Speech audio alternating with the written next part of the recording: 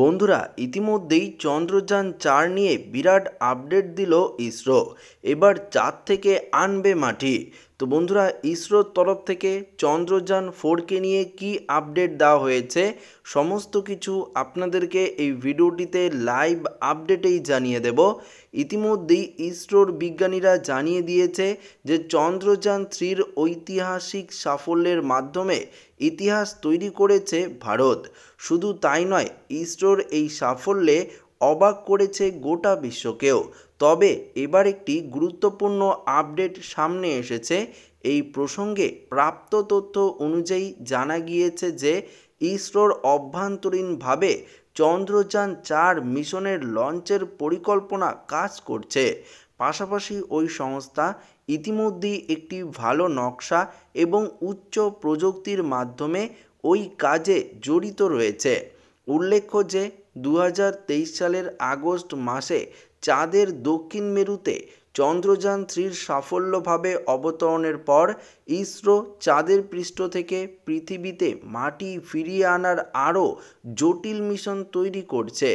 এদিকে গত শনিবার জিএসএলভি F14/INSAT/3DS উপগ্রহের সাফল্য উৎক্ষেপণের পর ইসরোর চেয়ারম্যান এস সোমনাথ জানিয়েছেন যে ইসরো চন্দ্রযান-3 সাফল্যের পর ভবিষ্যতে চন্দ্রযান-4, 5, 6 এবং 7 মিশন পাঠাতে চায়।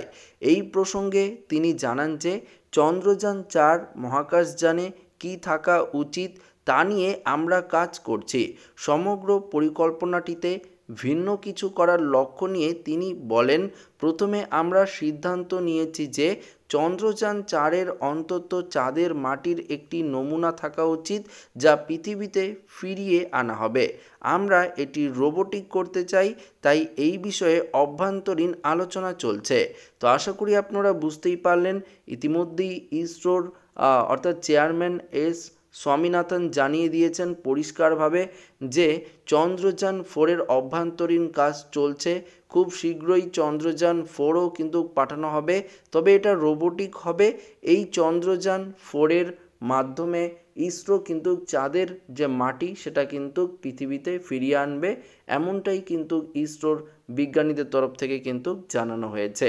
তো আশা করি এই ভিডিওটি প্রত্যেকের ভালো লেগেছে। ভিডিওটি ভালো লাগলে লাইক করে নেবেন, বন্ধুদের সাথে শেয়ার করে নেবেন এবং নতুন হয়ে থাকলে চ্যানেলটিকে সাবস্ক্রাইব করে নেবেন। ধন্যবাদ।